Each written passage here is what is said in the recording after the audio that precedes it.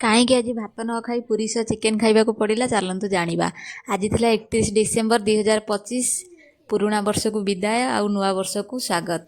ତ ଆଜି କ'ଣ କଲେ ନା, ଆସିଲା ବେଳେ ବରା ଆଣି ଆସିଥିଲେ, କହିଲେ ଚାଲ ବରା ଖାଇଦେବା। ବରା ଖାଇସାରିକି ଆଉ ଚିକେନ୍ ପ୍ରିପେୟାର କରିବା। ଚିକେନ୍କୁ ସେ ମ୍ୟାରିନେଟ୍ କରି ରଖିଦେଲେ, ତାପରେ ଆଳୁ ଭାଜିକି ବି ରଖିଦେଲେ। ମୁଁ ତେଲରେ ଗୋଟା ମସଲା ପକାଇ ପିଆଜ ପକାଇଦେଲି, ତାପରେ ସେ ମସଲା ଗ୍ରାଇଣ୍ଡିଙ୍ଗ ବି ମୁଁ କରିଦେଇଥିଲି। ସେ ପକାଇକିନି ତାପରେ କଲେ, ମୁଁ ତାଙ୍କୁ ପଚାରିଲି କି ତୁମେ ହଠାତ୍ ନ ଜଣିକି କେମିତି ଚିକେନ୍ ନେଇ ପଳେଇ ଆସୁଛ। ମୁଁ ତ ପୁରୀ ଛାଣୁଥିଲି, ନୂଆ ପୁରୁଣା ବର୍ଷକୁ କେମିତି ବିଦାୟ ଦେବା, ସେଇଥିପାଇଁ କାଲି ତ ଗୁରୁବାର ପଡ଼ୁଛି, ନୂଆ ବର୍ଷ କିଛି ଆଇଁଷ ଖାଇପାରିବେନି, ସେଇଥିପାଇଁ ଆଣି ଆସିଲି। ଆଉ ଭାତ କ'ଣ ପାଇଁ ଭାତ ରାନ୍ଧିବ, ତାହେଲେ ପୁରୀରେ ଚିକେନ୍ ଖାଇଦେବା।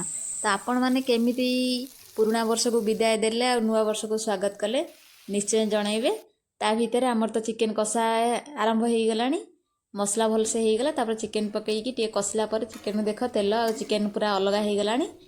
ତାପରେ ଯେହେତୁ ପୁରୀରେ ଖାଇବୁ, ଆଉ ମୁଁ କହିଲି କାହିଁ ଝୋଳ କରିବା ଏତେ, ତ ଟିକେ ଅଳ୍ପ ପାଣି ଦେଇ କଷା ଭଳିଆ କରିଦେଲୁ।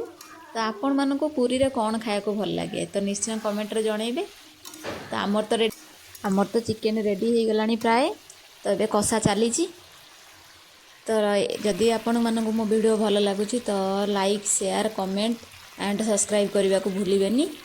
ଆମର ତ ଚିକେନ୍ ପ୍ରାୟ ହେଇଗଲାଣି, ତ ଏବେ କଷା ପୁରା ରେଡ଼ି ହେଇଗଲାଣି।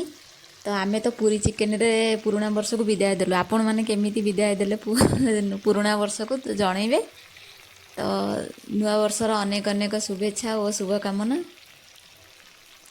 ଆମର ଚିକେନ୍ ଏବେ ହେଇଗଲା ରେଡ଼ି। ତ ରହୁଛି, ଜୟ ଜଗନ୍ନାଥ।